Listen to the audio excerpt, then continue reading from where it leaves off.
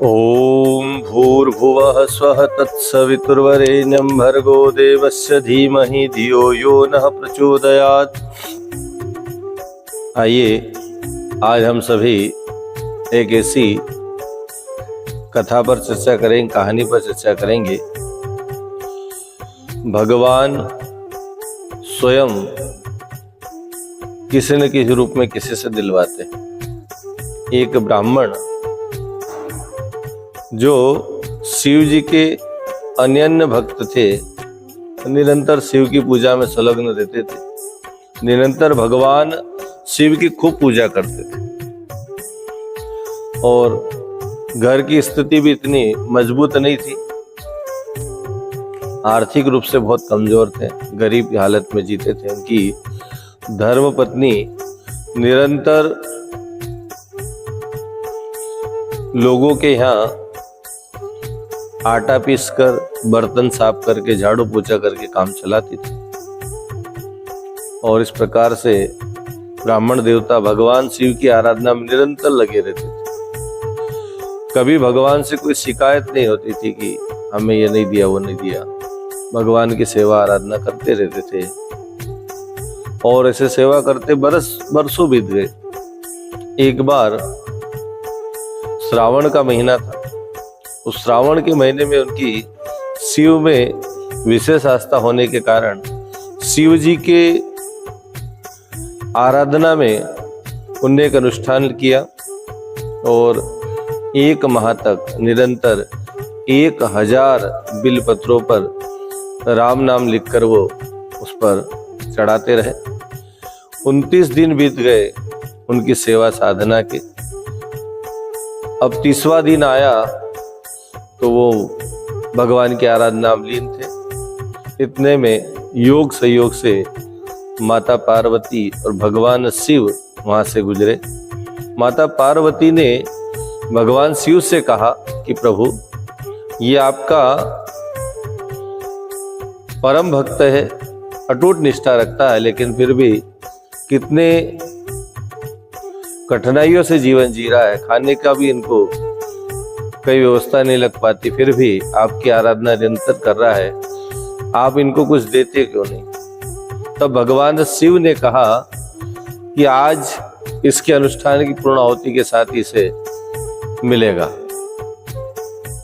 कुछ न कुछ जरूर मिलेगा। और ऐसा कहकर भगवान शिव माता पार्वती वहां से अंतर ध्यान हो जाते हैं। जब ये चर्चा भगवान शिव और माता पार्वती के बीच हो रही थी, तभी वहां पर उस नगर का एक धनाढ्य सेठ इन बातों को सुन रहा था और सुन रहा था तो उसके मन में, उसका नाम ही लोभीमल था, लोभ आया। उन्होंने कहा, साहब ये ब्राह्मण को कुछ मिलने वाला है और भगवान देंगे, मतलब कुछ कम तो देंगे नहीं, इसलिए क्यों न अपन इस अवसर का लाभ उठा ले, फायदा उठा ले। तो लोभीमल ने उस ब्राह्मण देवता से कहा कि आपका जो 1 महीने का जो व्रत है, उसका यदि पुण्य आप देना चाहो तो मुझे दे सकते हो, बदले में आपको 100-200 रुपए दे सकता हूं। ब्राह्मण ने सोचा कि भाई ये पुण्य खरीदने की बात कर रहा है। उसने अपनी धर्म पत्नी से पूछा और बताई घटना कि ऐसा सेठ जी कह रहे हैं तो हमें पुण्य बेचना चाहिए। तो पत्नी ने कहा, जो कुछ मिल रहा है कुछ समय के लिए हमारी समस्याएं तो दूर होगी, कुछ समय तक खाने पीने की जो आर्थिक तंगी है, परेशानी दूर हो जाएगी, इसलिए सेठ जी को आप दे दो। ब्राह्मण ने कहा कि ठीक है। उन्होंने कहा, आज 100-200 रुपये आप दे रहे हो, लेकिन बदले में भगवान जो देगा वो आपको मेरे को देना होगा। उन्होंने कहा ठीक है साहब।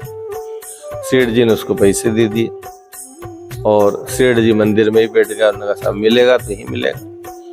तो भगवान की आराधना पंडित जी तो करके चले गए।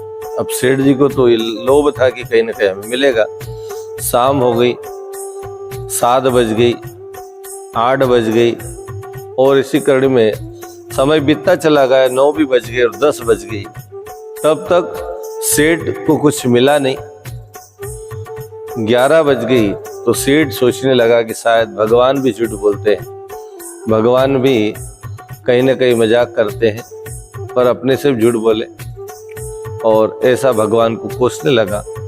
और जब 12 बज गई तो बड़ा गुस्सा आया उस सेठ पर, उन्हें दोनों हाथ शिवलिंग पर दे मारे। उन्होंने कहा भगवान भी झूठ बोलते हैं, ऐसे भगवान को कौन माने। और जैसे उसने शिवलिंग पर अपने हाथ ठोके, उसके दोनों हाथ शिवलिंग पर चिपक गए। अब वो अपने हाथों को छुड़ाने के लिए बड़ी ताकत लगाने लगा लोभीमल, लेकिन हाथ ऐसे चिपके कि हाथ निकलने का नाम नहीं ले रहे। बार बार वो कोशिश करता लेकिन फिर भी असफल होता। उसने भगवान से प्रार्थना की भाई मेरे हाथ छोड़ो। तब भगवान ने आवाज लगाई कि हाथ छुड़ाना चाहते हो तो उस ब्राह्मण को तुम 50,000 रुपए दोगे, तभी तुम्हारे हाथ छूटेंगे। और ऐसी आवाज भगवान बोलकर वहां से आवाज गायब हो गई।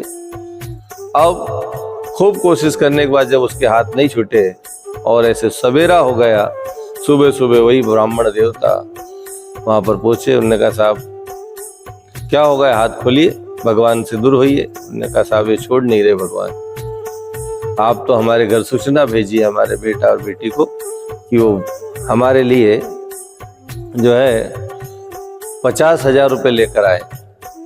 और उनके बेटा जो है 50,000 लेकर आए और 50,000 रुपये उस ब्राह्मण को दिलाए, और तब जाकर उसके हाथ वहां से छूटे। अब उस ब्राह्मण देवता जो निष्काम भाव से साधना में लगे हुए थे, उन्हें कोई लोभ तो था नहीं। 50,000 जो उन्हें मिले वो तो उन्हें जन सेवा में लगा दिए, अच्छे कामों में लगा दिए।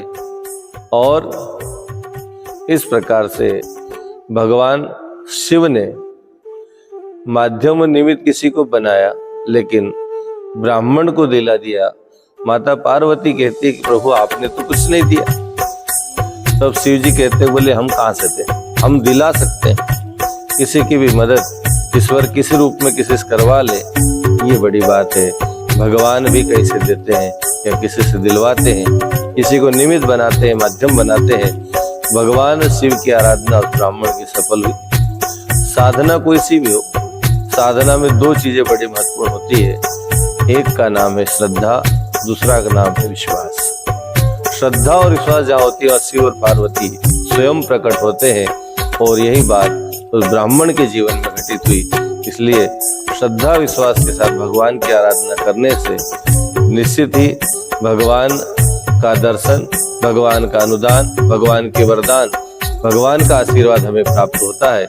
इसलिए निरंतर हम अपने मन में किसी भी इष्ट को माने, किसी भी भगवान को, किसी भी देवी, किसी भी देवता को माने, लेकिन हमारे मन में कहीं ना कहीं श्रद्धा और विश्वास होना चाहिए। श्रद्धा विश्वास जहाँ होती है, स्वयं भगवान शिव और पार्वती माता प्रकट होती है। ओम शांति।